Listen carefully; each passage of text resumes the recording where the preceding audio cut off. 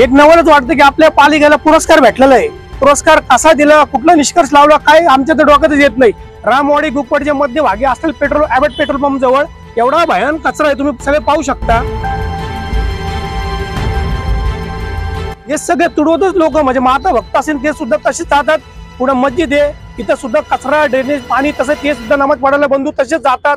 आणि आयुक्त साहेब, तुम्ही पुढाऱ्यांच्या मागं पर छाती काढून असे फिरतात सगळीकडे, तुम्ही अतिक्रमण पाडायला जाता। साधारणतः 1.25 कोटी रुपये द्यायचं काम महानगरपालिका त्या ठिकाणी करते। आम्ही सामान्य, आम्ही सगळे तुम्हाला गोरगरिबाचे रस्ते दाखवतो ना, ध्यान दाखवतो। रामवाडीतलं पाणी बघा ना तुम्ही, काय कुठल्या सिच्युएशनला आलेले आहे ते।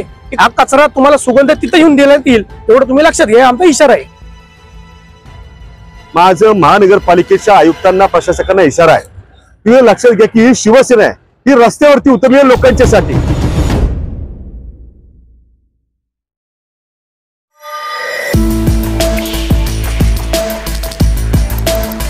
कचरा संकलनाची व्यवस्था सुरळीत करा, अन्यथा शिवसेना जन आंदोलन छेडणार, ठाकरे शिवसेनेचा इशारा। नागरिकांची कुचंबना थांबली नाही तर स्वच्छता पुरस्कारांची होळी करू, किरण काळे। संपूर्ण शहराच्या कचरा संकलनाचा बोजवारा उडाला आहे। घंटागाड्या रस्त्यावरून गायब झाल्या आहेत। ऐन नवरात्र उत्सवाच्या काळात विशेषतः महिला भगिनींची घरामध्ये साठवाव्या लागणाऱ्या कचऱ्यामुळे मोठी कुचंबना सुरू आहे। गाडी येत नाही, त्यामुळे नाईलाजास्तव नागरिकांना कचरा रस्त्यावर टाकावा लागत आहे। 8 दिवसात कचरा संकलनाची व्यवस्था सुरळीत करा, अशी जाहीर मागणी ठाकरे शिवसेनेच्या वतीने शहर प्रमुख किरण काळे यांनी मनपा प्रशासनाकडे केली आहे। अन्यथा नागरिकांमध्ये जात मनपा सत्ताधारी यांच्या विरोधात शिवसेनेच्या वतीने जन आंदोलन उभारण्याचा इशारा काळेंनी दिला आहे। सर्जेपुरा, गोकुळवाडी, रामवाडीसह प्रभाग क्रमांक 10 आणि 5 मधील नागरिकांची उपशहर प्रमुख सुनील भोसले यांच्याकडे मनपाच्या गलतान कारभाराबद्दल तक्रार मांडली होती। त्यांची दखल घेत शहर प्रमुख काळे यांनी नागरिकांच्या भेटीगाडी घेत त्यांच्या अडचणी समजून घेतल्या, प्रभागातील दुरावस्थेची पाहणी केली। यावेळी नागरिकांनी आपली कैफियत मांडली। यावेळी जय नेटके, सुरेश उगडे, कामगार सेना शहर प्रमुख गौरव ढोणे, शिवसेना सामाजिक न्याय आघाडीचे विकास भिंगारदिवे, अर्जुन उगडे, योगेश बोरे, अंकुश उगडे, अभिषेक उगडे, युवासेना विधानसभा अधिकारी आनंद राठोर, उमेश बोरे, राहुल वाकोडे, विशाल नेटके, अजीम शेख, गुड्डू शेख, नाझीम शेख, इम्रान शेख यांच्यासह परिसरातील नागरिक उपस्थित होते। सुनील भोसले म्हणाले, कचऱ्याच्या दुर्गंधीमुळे नागरिकांचं आरोग्य धोक्यात आलं आहे। यामुळे रोगराईला निमंत्रण मिळत आहे, जनतेला वेठीस धरले जात आहे।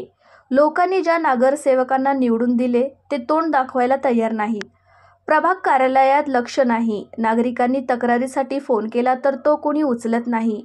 प्रशासनाचा हा गलतान कारभार शिवसेना खपून घेणार नाही, अधिकाऱ्यांना धरले धारेवर। यावेळी काळे यांनी स्वच्छता विभागाच्या अधिकाऱ्यांना फोन करत चांगलेच धारेवर धरले।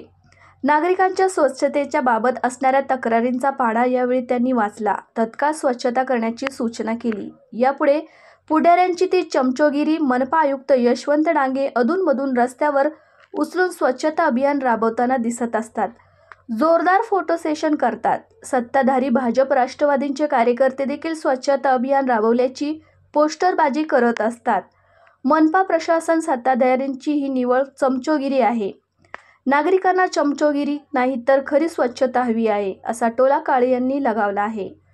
अन्यथा स्वच्छता पुरस्कारांची होळी करू। केंद्र सरकारच्या स्वच्छ भारत मिशन 2024 अंतर्गत स्वच्छ सर्वेक्षणात 3 ते 10 लाख लोकसंख्या असलेल्या शहराच्या गटात अहिल्यानगरचा देशात 5वा तर राज्यात 4था क्रमांक आला आहे।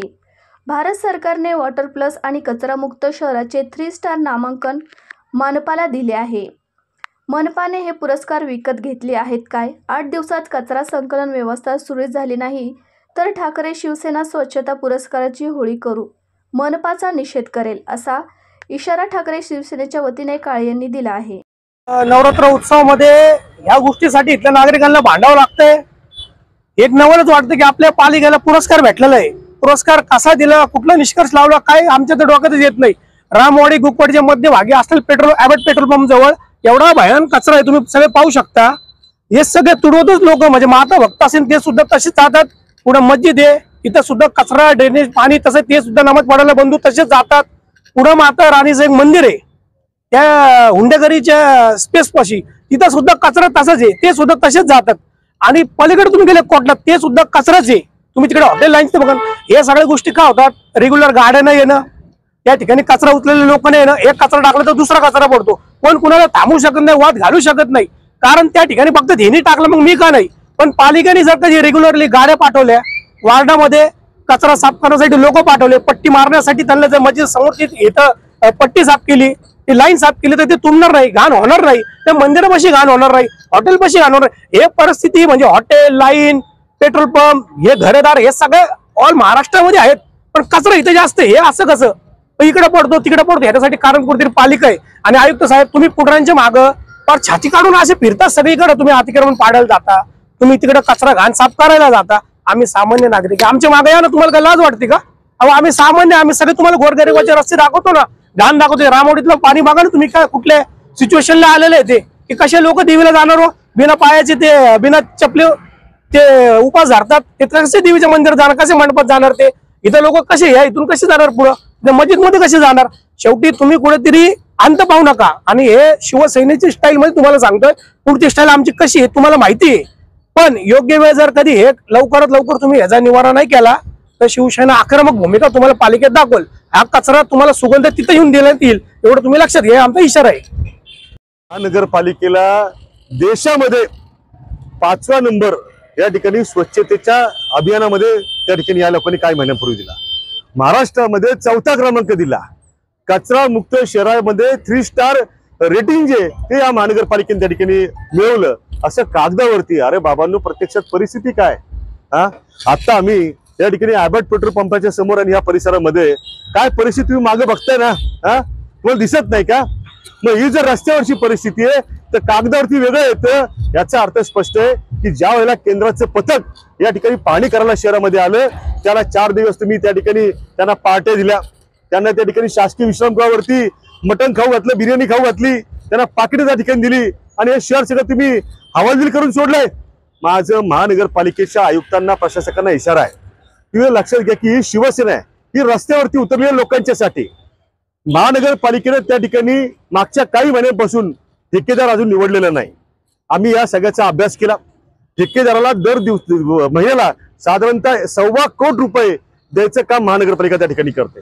म्हणजे वर्षाचा खर्च जो आहे तो सरासरी 12 ते 15 कोटी रुपयाचा खर्च त्या ठिकाणी महापालिका यासाठी ठेकेदाराला पैसे देण्यासाठी करते. महानगरपालिकेकडे स्वतःचे स्वच्छतेचे जवळपास 700 कर्मचारी आहेत. या ठेकेदारांना तुम्ही जे काही खर्च करा ना महिन्याला 1.25 कोटी रुपयाचा, त्यापेक्षा कमी खर्चामध्ये त्याचा जर व्यवस्थित अभ्यास केला तर 60 ते 70 लाख रुपयामध्ये स्वतःची वाहनं, स्वतःचे कर्मचारी आणि स्वतःच्या महापालिकेच्या कर्मचाऱ्यांची तळमळ.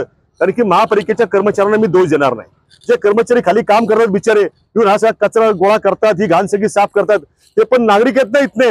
पण त्यांना त्या ठिकाणचे जे भ्रष्ट अधिकारी आहेत, त्या प्रभागातले जे भ्रष्ट नगरसेवक आहेत, हे त्या ठिकाणी मात्र त्यांना त्या कॉन्ट्रॅक्ट जी टक्केवारी मिळते त्या टक्केवारीसाठी त्यांना त्या ठिकाणी कॉन्ट्रॅक्टर पाहिजे.